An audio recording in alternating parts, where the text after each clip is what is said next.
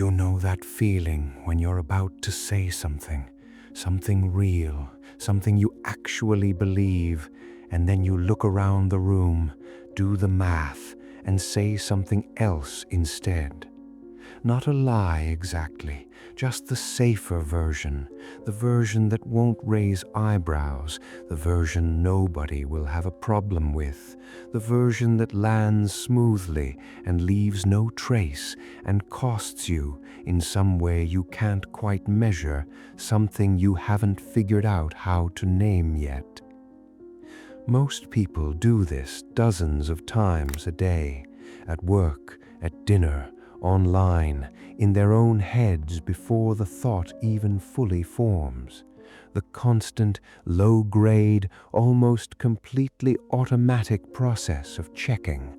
What will this look like? What will they think? Is this acceptable? Is this too much? Is this too different? Running underneath everything like a program that never closes. And the strange thing is, most people are exhausted by it. Not dramatically exhausted, not in a way they necessarily connect to this specific thing, just tired in that ambient, sourceless way that doesn't go away after a good night's sleep. Tired of performing, tired of managing impressions, tired of the enormous amount of energy required to move through a life while constantly checking it against other people's imagined reactions. But they keep doing it because the alternative feels terrifying. What if people don't approve? What if they think less of you? What if they talk? What if you say the real thing and the real thing turns out to be something they don't like? Here's what nobody tells you. The fear of what people think is not protecting you from anything. It is costing you everything. It is costing you your actual life, the specific, particular, genuinely yours version of it, one carefully managed impression at a time. And the moment you actually stop, not performatively, not as a new identity you're trying on, but genuinely in the quiet and private places where your real choices get made, something shifts. Several somethings shift. Changes that are real and that compound over time into something that looks from the outside and feels from the inside remarkably close to the word that seems too large to say out loud: freedom. This is not a motivational speech. It's not going to tell you that not caring what people think is easy, or that the fear just disappears once you decide you're done with it. The fear is real. The discomfort is real. The social costs are sometimes real too. But the gains, the specific, concrete, lived experience gains of a person who has genuinely stopped organizing their life around other people's opinions, are more significant than most people realize. More significant and stranger and more worth understanding clearly before you decide whether the discomfort is worth it. Spoiler, it is, by a considerable margin.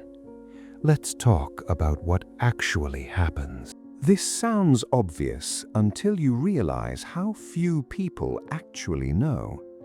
Not in the philosophical, abstract, who am I in the cosmos sense. In the practical, concrete sense. What do you actually think about things? What do you actually want? What actually interests you when no one's watching? What do you actually believe when no one's listening? The reason most people can't answer these questions clearly isn't that they're insufficiently self-aware. It's that the process of discovering genuine preferences requires a specific condition that constant impression management makes almost impossible. The freedom to try things and have responses without those responses being immediately filtered through the question of what they look like. When you care deeply about what other people think, your inner life is not actually private. It is run through an external lens at every turn. The interest that arises in an idea, in a direction, in something you'd like to try, is immediately subjected to the social evaluation. What would this say about me? Is this acceptable? Would people find this impressive or embarrassing or strange? And if the anticipated response is uncomfortable, the interest gets edited before you've even had the chance to properly feel it. You never find out whether the thing was genuinely yours because you killed it before it fully formed. This happens so consistently over so many years that most people develop a genuinely distorted picture of their own preferences. They think they don't like certain things that they've actually never allowed themselves to fully encounter. They think they want things that they want primarily because wanting those things is safe and legible to the people around them. They have opinions that are assembled from the approved positions of their social world, rather than constructed from their own genuine engagement with the questions. And then someone asks them, "What do you actually want from your life?" And they reach for the answer and find something that feels strangely hollow. Correct on the surface, assembled from the right pieces, but not quite hitting the note of genuine personal truth. The moment you genuinely stop caring what people think, when the internal scanner stops running its constant social evaluation, something interesting happens. The preferences that were being intercepted start reaching the surface. The interests that were being filtered out start coming through. Things you didn't know you cared about reveal themselves. Things you thought you cared about turn out to be less compelling than you expected once they're not doing social work anymore. It's disorienting at first. The person who has spent years having their preferences shaped by social acceptability and then suddenly removes that shaping force doesn't immediately discover a fully formed, perfectly articulated, genuine self waiting underneath. What they find is more like raw material, genuine impulses, genuine reactions, genuine attractions and aversions that haven't been processed through the social filter and that need time and honest attention to become clear. But the clarity does come, and it is qualitatively different from anything produced by the impression-managed version of self-knowledge, because it is yours. Not yours in the sense of a possession, yours in the sense of actually originating in you, rather than being assembled from the components of what other people find acceptable. This is what Nietzsche was pointing at when he wrote about becoming who you are, not discovering a fixed essence that's been sitting there waiting, the active, ongoing process of letting your actual self develop, which requires as its non-negotiable condition the freedom from the constant external evaluation that prevents development from happening.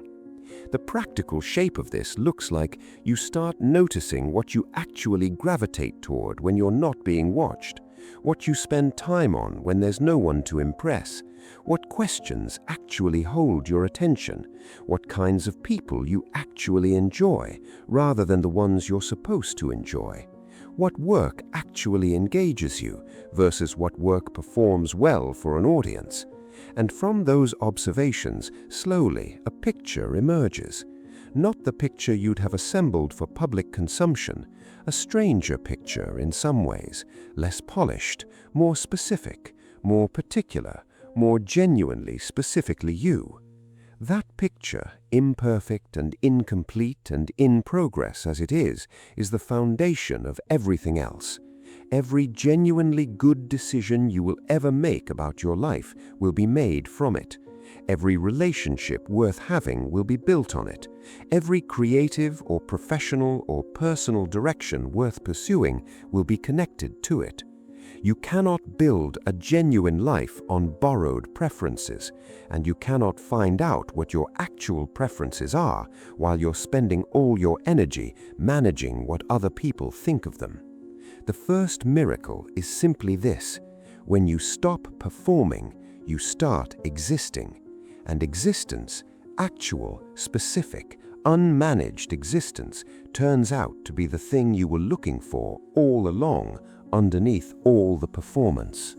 There is a cost to caring what people think that almost nobody calculates correctly, because it's not the kind of cost that shows up on any obvious ledger. It doesn't appear as a specific drain you can point to. It operates more like a tax, taken constantly in small amounts from every transaction that adds up to an enormous sum you never consciously track because each individual deduction seems negligible. Here is what the tax actually costs. Every social interaction you manage for impression rather than genuine connection requires a dual process. You are doing the actual thing, having the conversation, making the decision, doing the work, and simultaneously you are running the parallel process of monitoring how the thing appears, how you're coming across, whether the impression is landing correctly, whether adjustment is needed. This dual process operation is metabolically expensive in ways that feel cumulatively like a fatigue that doesn't quite match the apparent demands of your activities. You do things that aren't difficult and feel exhausted afterward, not because the things were hard, because the impression management that accompanied them was. The dinner that required you to be the right kind of person for 3 hours. The meeting where you were simultaneously making your points and monitoring how each point was registering. The post you spent 40 minutes crafting to achieve exactly the right tone, not the true tone, the right tone. None of these are hard in the sense of requiring physical or technical effort. All of them are hard in the sense of requiring the constant firing of the impression management machinery. That machinery runs on the same energy supply as everything else you want to do with your life. When it's consuming a significant portion of your available resources, and in people who care intensely about others' opinions, it consumes a very significant portion. The things that actually matter to you get less. Your creative work gets less. Your genuine relationships get less. Your capacity for genuine engagement with ideas, with problems, with the actual substance of your own life, less. The person who genuinely stops caring what people think does not suddenly have more hours in the day, but they do have substantially more of themselves available to fill those hours. The energy that was being consumed by the impression management tax becomes available for other uses. And what people typically find when this happens is not that they suddenly have an excess of energy and don't know what to do with it. They find that things they'd been finding inexplicably difficult, starting projects, finishing things, showing up consistently to what matters to them, become noticeably easier. Not because the tasks have changed, because they're no longer competing for resources with the impression management operation. Because the part of you that was perpetually monitoring the social environment is now available for actual engagement with actual things. There's also a second dimension to this energy shift that's worth naming specifically: the elimination of anticipatory anxiety.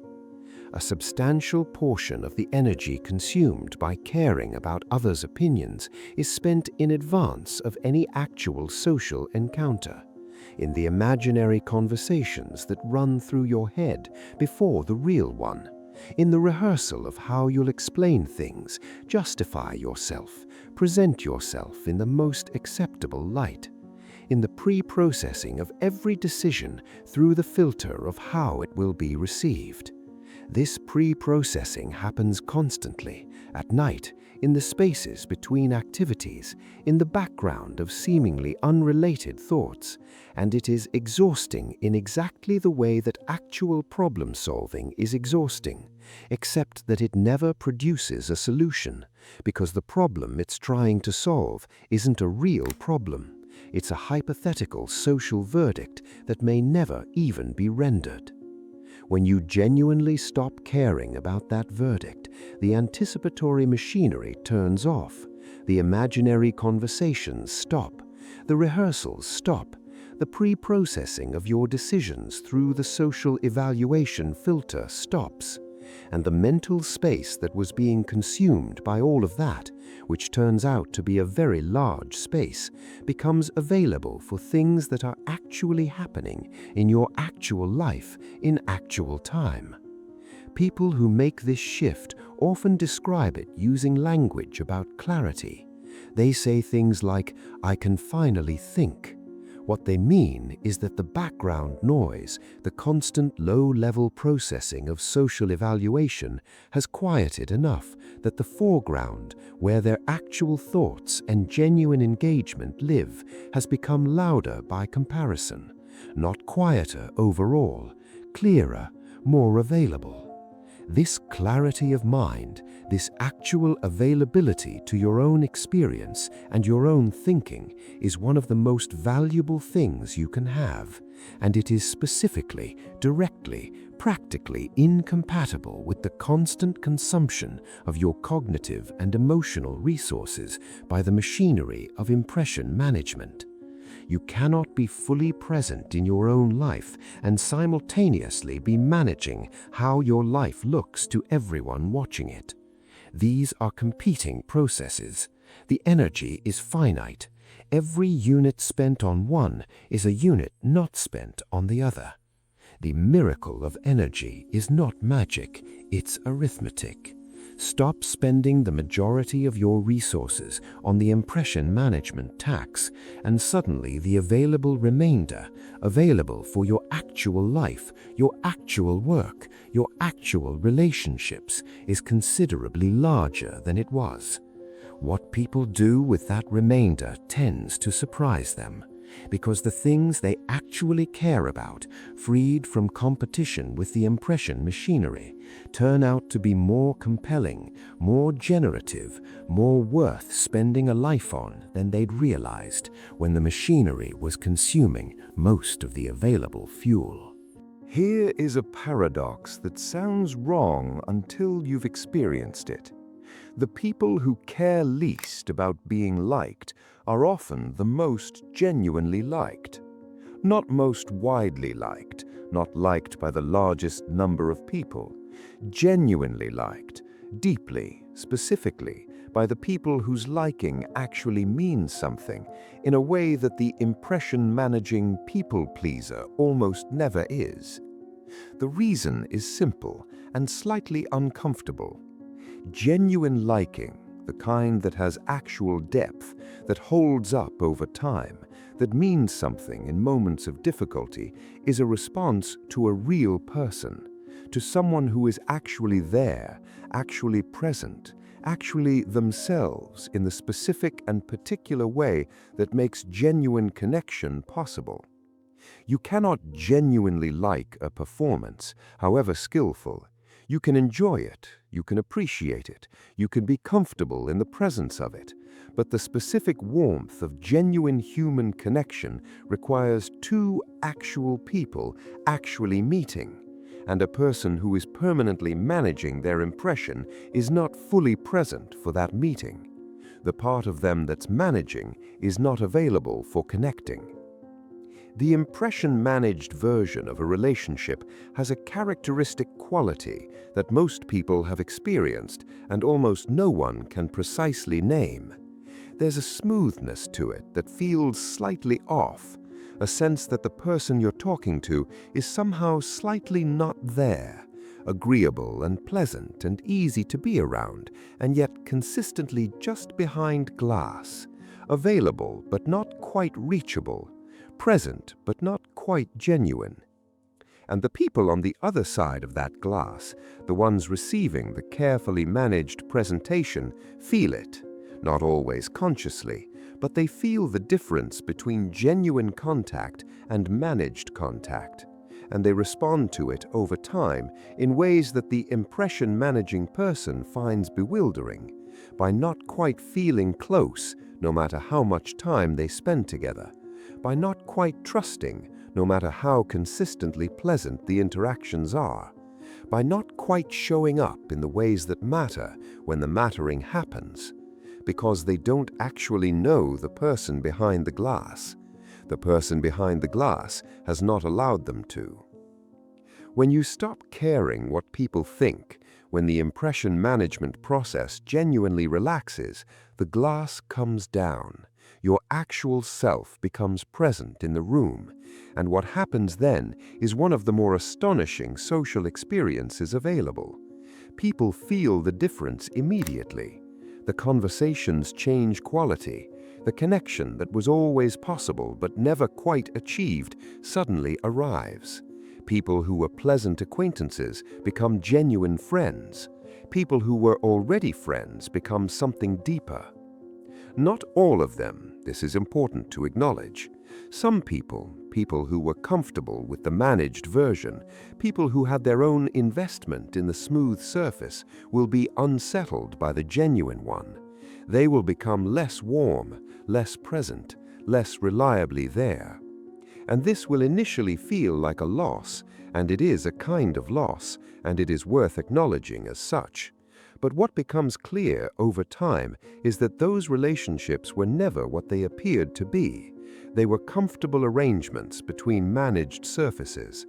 The loss of them is the loss of something that was already hollow, and the uncomfortable process of their dissolution is also the process by which the space opens for something that isn't hollow.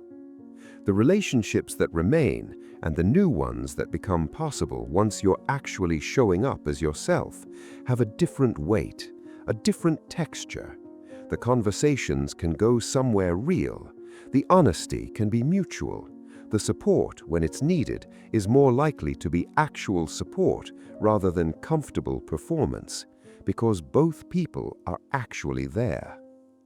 There is also a specific effect on romantic relationships that's worth naming directly, because it is particularly significant. The person who deeply cares what their partner thinks, who is constantly managing the impression, constantly adjusting toward what seems most valued and most accepted, inevitably creates a dynamic in which they are not fully present in the relationship, in which the partner, on some level, is in relationship with a presentation. And this has a specific corrosive effect over time. The presenting person develops resentment because they are never fully seen or loved for what they actually are, and the receiving person develops a vague dissatisfaction they can't quite name because they sense, without being able to articulate it, that something genuine is always slightly withheld. When the presenting person stops managing, when they become genuinely present, genuinely themselves, genuinely willing to be seen and disagreed with and fully known, everything in the relationship shifts.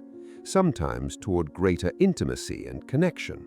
Sometimes, if the relationship was primarily built on the managed version, toward honest incompatibility. Both outcomes are better than the alternative of indefinite managed distance. The miracle of real relationships is not that you become universally beloved, it is that you become actually lovable, in the specific sense of being an actual person that can be actually loved, rather than a performance that can only be appreciated. The number of people in your life may well decrease, but the quality of the connections that remain will be so substantially higher that the decrease will quickly stop feeling like a loss and start feeling like clarity. You will know who is actually there for you, and you will know it because they chose to be there for the real version, which is the only version that means anything. Think about the last significant decision you made. Career, relationship, where to live, what to spend your time on. Now think honestly about how much of that decision was driven by what you actually wanted versus what would look right, what would be legible and approved and defensible to the people in your life.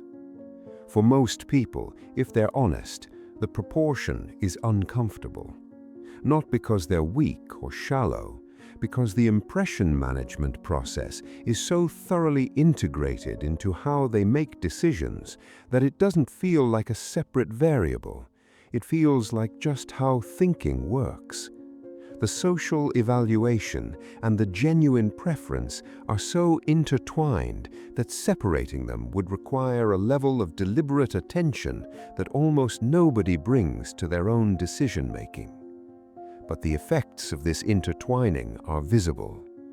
The career that looks impressive but drains you, the relationship that checks the right boxes but doesn't nourish you, the home in the right neighborhood for the wrong reasons, the social life that looks full but feels empty, the accomplishments that generated the expected responses but didn't produce the expected satisfaction, the choices accumulated over years that have added up to a life that fits someone else's template better than your own. When you genuinely stop caring what people think, something changes in the decision-making process at a very fundamental level. The social evaluation, how will this look? Will this be approved? What will people think if I do this? Loses its veto power. It may still arise as a consideration because you are a social creature and the social consequences of your choices are real, but it loses the disproportionate weight it had when impression management was the primary organizing principle of your choices. And in its place, in the space where the social veto used to operate, something else gets access to the process.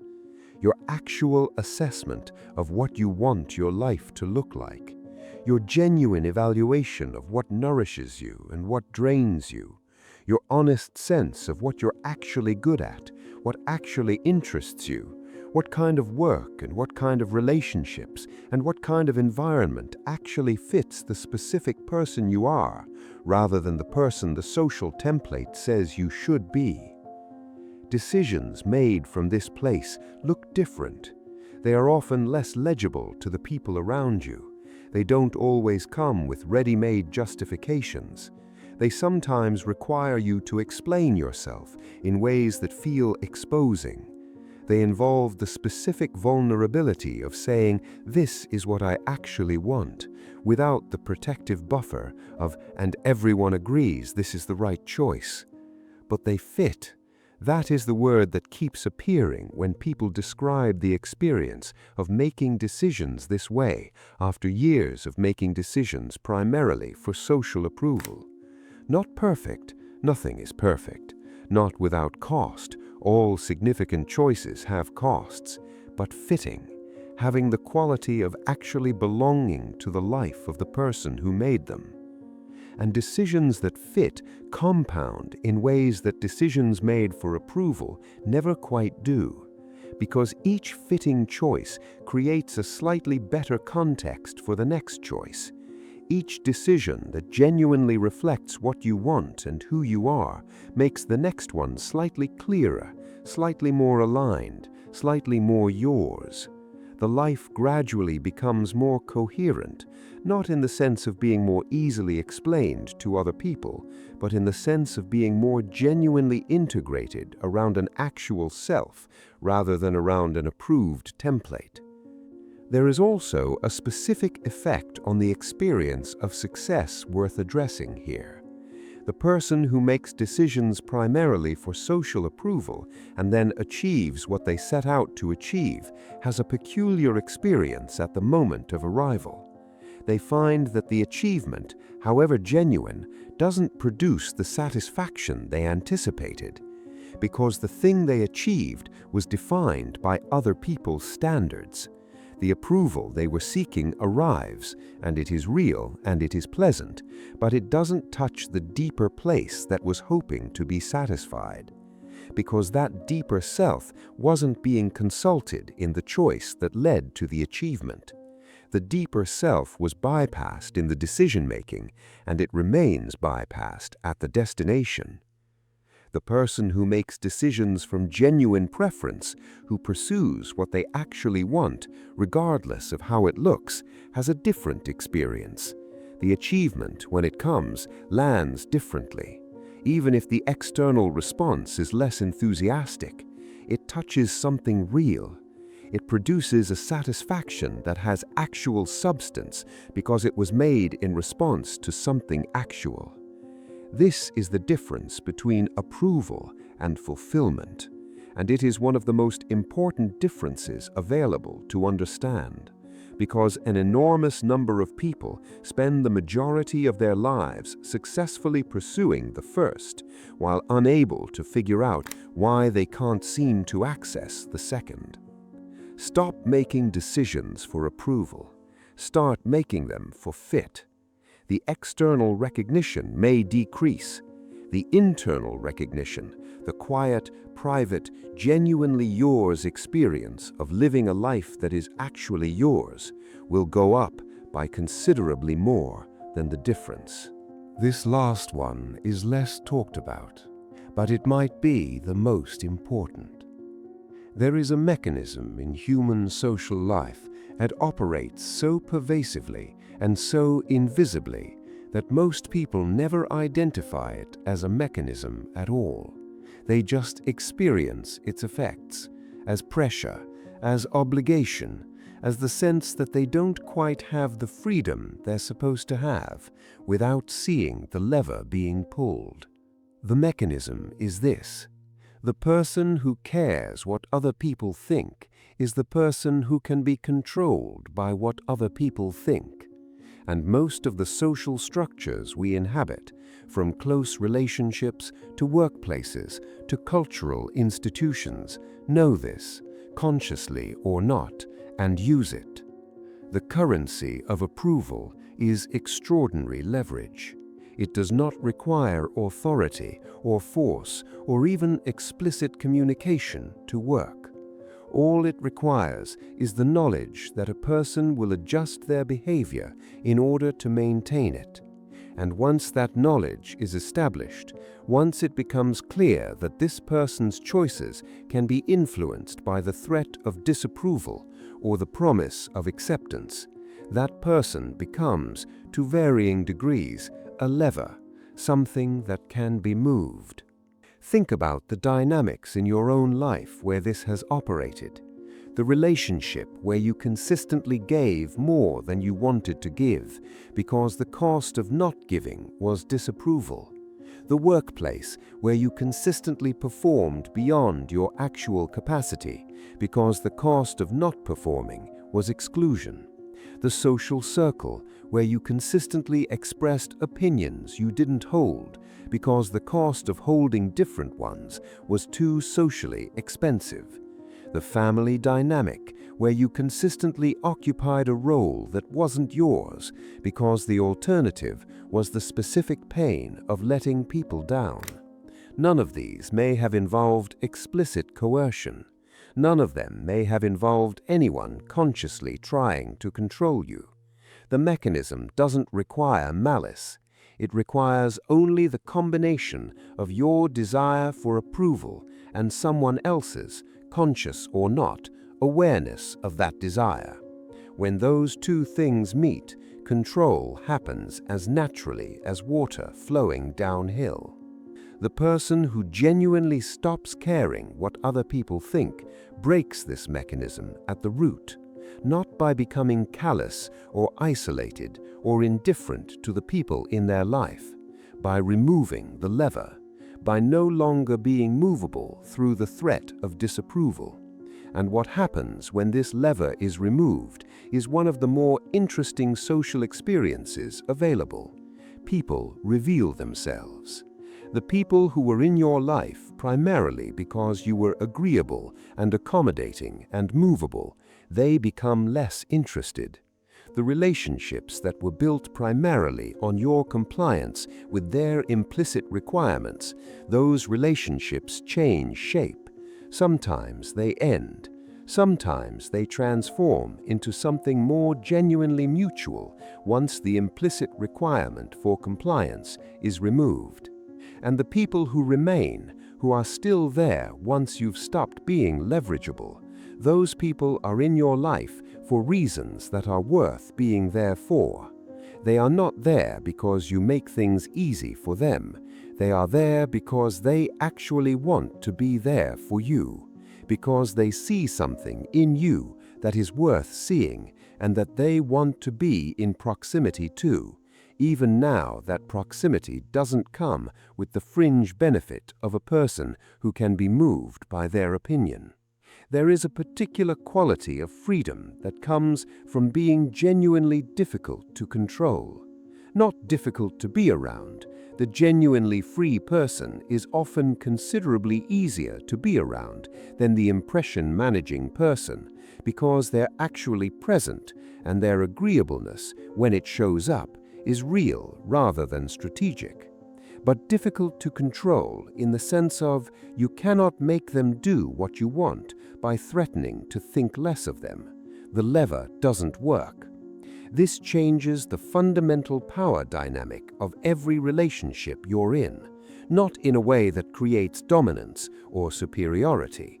That's not the point, and that's not what happens. In a way that creates equity, genuine mutuality, the possibility of two people relating to each other without one of them in the position of permanent adjustment to maintain the other's approval.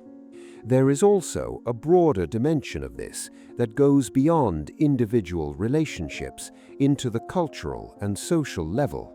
Much of the conformity that Nietzsche identified as the mechanism of herd psychology, the way culture flattens individual development and keeps people within sanctioned parameters, operates through exactly this lever. The implicit threat of social disapproval for deviation, the constant monitoring of what's acceptable and what's not, the specific cost, real and meaningful, of being genuinely different. The person who has genuinely stopped caring about that cost becomes, at the cultural level, the kind of person that cultures produce rarely and require desperately. Someone who can actually see what's happening rather than just participating in it. Who can think thoughts that the social approval machinery would normally intercept before they form. Who can make choices that are genuinely theirs, rather than the group's preferred choices wearing their name. This is what Nietzsche meant by the free spirit, and it is genuinely one of the rarest and most valuable configurations a human being can achieve. Not because it makes you better than other people, because it makes you actually, genuinely, specifically free, in a world that is built at multiple levels to prevent exactly that. You become the person who cannot be herded, who cannot be moved by the threat of disapproval, who cannot be controlled by the promise of inclusion, whose choices are actually theirs, made from an actual self for reasons that actually belong to them. That is not a small thing. In a world saturated with mechanisms of social control, subtle ones, well-intentioned ones, ones dressed in the language of care and belonging, that is actually an enormous thing. And it is available. Not immediately, not without effort, not without the genuine and real discomfort of sitting with disapproval long enough for the discovery to happen that it doesn't actually kill you. But available. Entirely, completely, practically available to the person who is willing to make the trade, the comfort of constant approval for the substance of an actual life. Let's be honest about something before we finish. What's been described in this video is not a personality switch, not a decision you make once on a Tuesday morning and then it's done. The shift from living for other people's approval to living from your own genuine center is not a single moment. It is a practice, a daily, ongoing, often imperfect practice of noticing the impression management machinery when it runs and making a slightly different choice than the one it's pointing toward. Some days you'll do it well. Other days the old machinery will win and you'll give the safe answer and make the approved choice and avoid the friction, and then you'll know it. The knowledge is part of the process. The capacity to notice when you've defaulted to the old pattern is itself a form of the freedom you're developing. Nietzsche wrote, not gently but honestly, that the task of becoming who you are is the work of a lifetime, not a project with a completion date, an orientation, a direction you keep choosing, imperfectly, with the daily friction that keeping it involves. What he also wrote, with an urgency that comes through even across a century and a half, is that the alternative to that work is not neutral. The alternative is not simply a comfortable life without the discomfort of genuine selfhood. The alternative is the specific, accumulated, quiet suffering of a life lived primarily in the key of other people's approval. A life that is yours in name but not in substance, that passes through you rather than being fully inhabited by you. The 5 things that happen when you genuinely stop caring what people think are not rewards for a virtuous act. They are simply the natural results of removing an obstacle that was always in the way, the self that was always there underneath the impression management, the energy that was always available behind the impression management tax, the real relationships that were always possible once the genuine person was present to have them, the fitting decisions that were always accessible once the social approval machinery lost its veto, the freedom that was always yours once you stopped lending it to the crowd. None of it requires you to become someone dramatically different from who you already are. It requires you to become more completely who you already are, to let more of the actual thing reach the surface, to stop editing yourself into acceptability before you've had the chance to find out if the unedited version might be worth something. It is worth something, almost certainly more than you've let yourself discover. The only way to find out is to start.